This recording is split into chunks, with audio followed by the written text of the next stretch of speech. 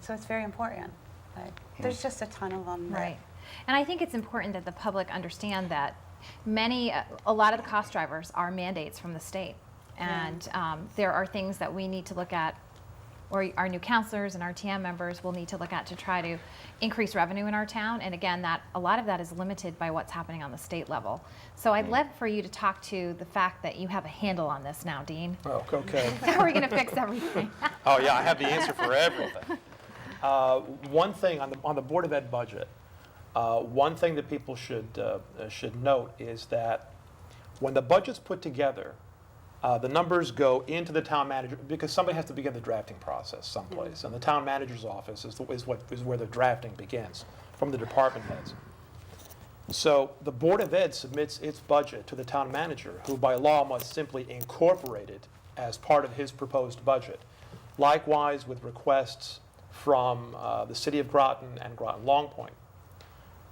When they make requests for highway money and for police money. So the town manager can't touch that. There is something in the state called the minimum budget requirement.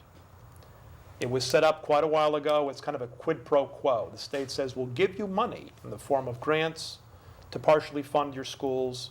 The level varies by town. But in return for that, you have to spend at least what you spent last year, in rough terms. So it's not a case of if the Board of Education had a $75 million budget last year and they found a new way to skin a cat, that they can now spend $73 million. They must spend at least the $75 million. What they do with the other $2 million if they save, I don't know. So the Board of Ed budget can move forward. It's a ratchet. It can only go forward, not really backward. There are certain exceptions when you have a downgrade in the number of students, but that's something to keep in mind. And the Board of Ed budget is, last count, about 61% of our overall town budget. You see increases in general. The budget increases at a certain rate. You can look at it micro, you can look at it macro over a decade or over a 5-year period. There's also the taxes. The rate that the taxes increase is not quite double the rate at which the budget grows on average. And that's what people feel in their pocketbook. Not the budget itself, it's what am I paying in taxes? And so that's something that needs to be addressed and borne in mind when we budget. It tends to be the last thing on the list. Oh, let's set the mill rate. No, I'm not saying people mean ill. That's the process. We set the mill rate last to determine what we're going to get from the taxpayers. And I think that ought to be a consideration up front. Well, I know taxes are on everybody's mind because we've had the second largest tax increase in our state. We had a large tax increase by the Democrat-controlled town council and RTM last year. And the city had an unprecedented tax increase of about 21% in taxes. So I think everyone in Groton is concerned about taxes. So one of the things that I wanted to ask you all that I was disappointed that wasn't completed by the council was 2 years ago, I think one of the #1 goals for the council was to set up a charter revision, to look at the charter and to set up a committee to refine the charter, to maybe enhance it or alter it or change it so that more could be done in Groton. What are your thoughts on charter revision? Well, I'm for charter revision. I'd like to see the people have a voice. Again, that's a contentious issue in the RTM for sure. And it's really caused a deep division. There is a minority of people on the RTM that would like to see a charter revision. That just simply means that the public, our voters, have a chance to vote on our budget. They do that in Stonington, for instance. But there are other towns, like Waterford has an RTM, as we do, and they do not have the referendum process. But I think that that's really the only way you're going to be able to stop some of this huge increases in taxes that are occurring. Last year it was a 7% increase, which was taken down a bit because of surplus being drawn upon. This year is going to be the same thing. Sooner or later we're going to have a reckoning, and I think it's going to be this year really. So for referendum, whether that's going to go through a long, arduous process and come out the other end, I don't know. I really doubt it. You know, we can't seem to get the 3 police departments in town to act as one, so I don't know how we're going to get a referendum, but it definitely is something that should be put on the town council's agenda. So when we talk about charter revision, the town of Groton has a charter that's actually online, and that is basically your guidelines to how the town is supposed to work or operate. Charter revision wouldn't not necessarily mean that there's automatically a referendum. A charter revision would be a committee that's set up and appointed, and they can look at anything within the charter. You can't open up a certain part of it. You have to open up the entire charter, and they would come back to the council with their changes or their modifications as they see fit. And it would then go to the voters for the voters to decide whether those changes are acceptable to them. So the voters do have a vote in whether they want to see that or not, which is also important for people watching to see. And a committee could come back and decide that a referendum is not the way to go. Maybe it's a Board of Finance. I traveled all over the state last year, and I think there's only 3 towns that have RTMs, us, Waterford, and Darien, if I'm correct. And many towns have a Board of Finance elected by district that usually get somebody with a financial background who can, represent a certain district. So you do have checks and balances. Sure. So maybe something like that would be offered up in lieu of a referendum. But I think that it's important, and it's disappointing that the goal was not met to set up the Charter Revision Committee so that we can at least have the input from the committee to go forward. And is that something that you would be willing to do as elected councilors, to set up a Charter Revision Committee? That doesn't mean the council has to move it forward, but at least you get the input from the committee. I definitely would if I'm elected to the council. I think that's a very important issue. I happen to agree with Bruce. In fact, I attended the meetings that were held by the subcommittee that was looking into that. I felt very strongly after the last budget session that the RTM was broken. I know how hard the council worked. And you are a member of the RTM. Right, and I know how hard the council worked to make the cuts to the budget that they did, and every single dollar was restored. And in my opinion, for not really reasons that made any sense to me as an RTM member, other than the fact that there were just people on the RTM who just didn't think it was right, that the different departments didn't get how the money that they were asking for, and they felt really bad about it, so put it all back. And I think there are alternatives. One of the other issues or suggestions that was raised by another RTM member was having a Board of Finance and having certain delegates from each district. Each district would have a certain number of representatives on a Board of Finance, and having a board, say, of 12 people, I think would be a lot more efficient, would probably work a lot better than a 45-member RTM. And I just think there are all kinds of options that are available.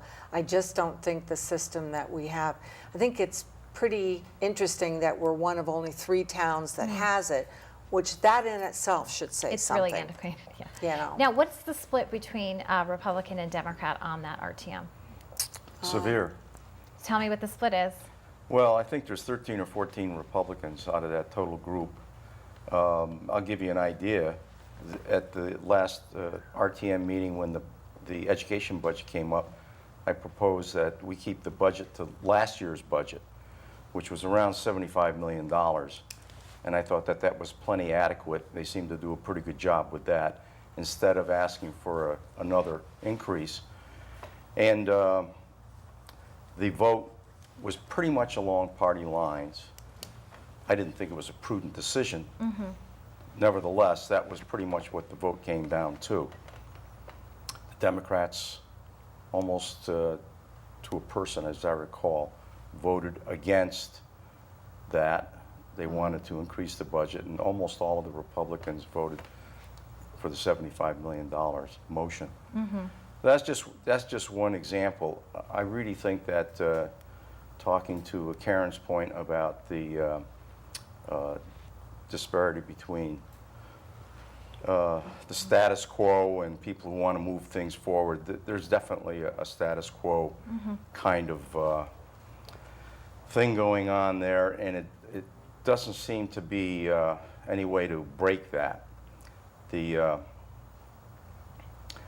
I don't know what we can do about it beyond just talk about it all the time, bring it up, see if people will go along for something different. But it's an emotional body as opposed to the town council. Right. Too emotional. It's a lot more fun to watch, but on the other hand, a lot of things get reversed purely on an emotional basis because there's a fairness sort of a thing that comes up where people feel if some particular body doesn't get the same amount of money that the town gets, for instance, the city and the town, it's not fair.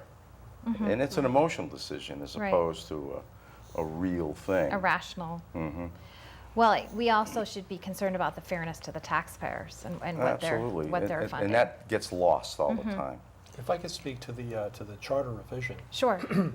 It's interesting that Karen brought this up, because Karen, you may well have an opportunity. Last night, on the town council's agenda, pursuant to its own adopted goals, we had an opportunity to form a charter revision commission. There's an outline by law. We would vote to say, let there be a charter revision commission, and then we have 30 days to actually appoint members to it. And without getting into the details, the charter revision commission then has 16 months to report back, to cogitate and think about what they want to do, and then come back and report on a proposed changes to the charter.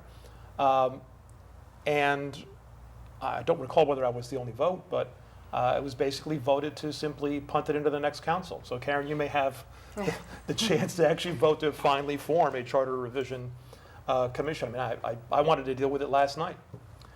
We did have one of our members make this argument. The member sitting to my right, not you, Katrina, not you.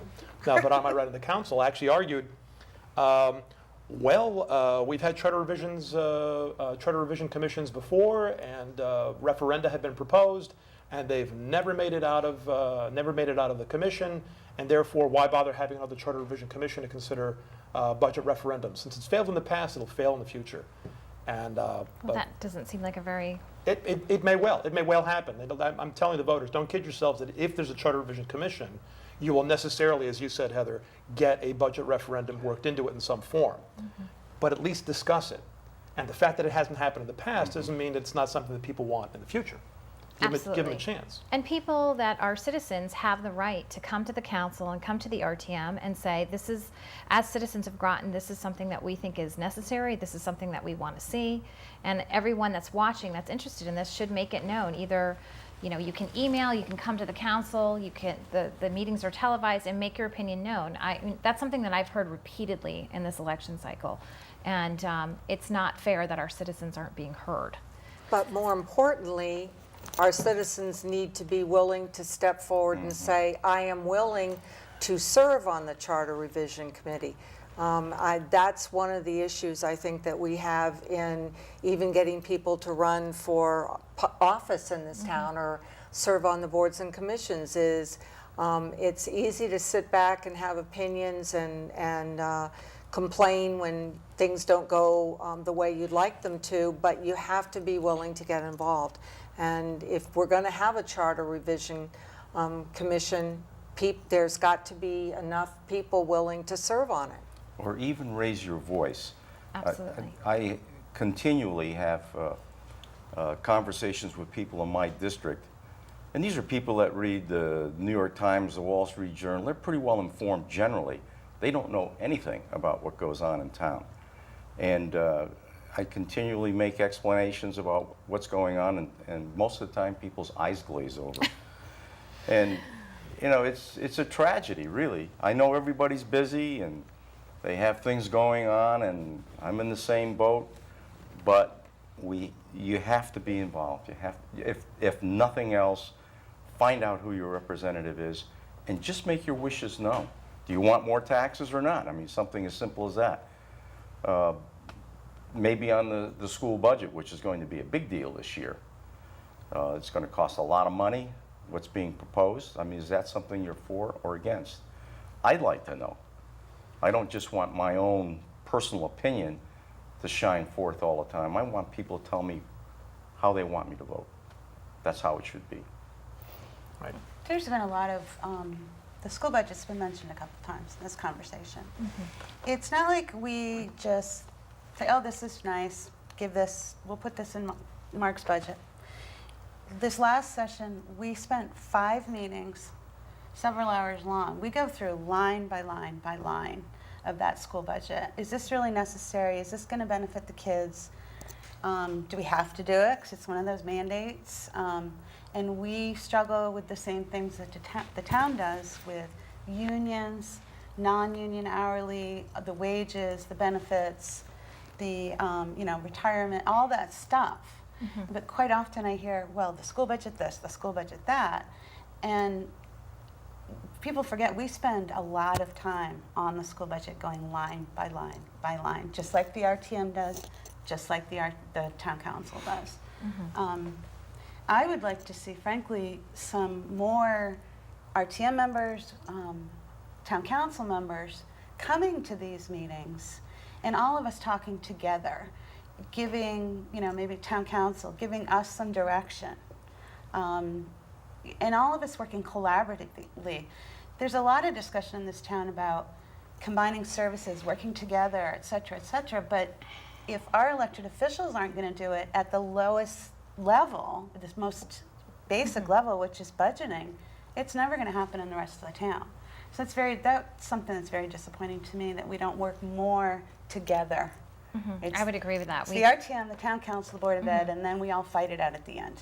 Right. We tried to do that a few years ago, just get to the council and the RTM to listen to Yeah. one thing. So you should try that again next term and see if you can get everyone on the same page hearing it one time, and even with the Board of Ed. But I just wanted to make sure I heard this correctly. So you're saying that when it came to budget, this past budget in the RTM, the Republicans voted for the most part no, and the Democrats voted to increase the budget. Absolutely, yes. So really, I made the motion, so I'm very familiar with what happened so it was exactly. a party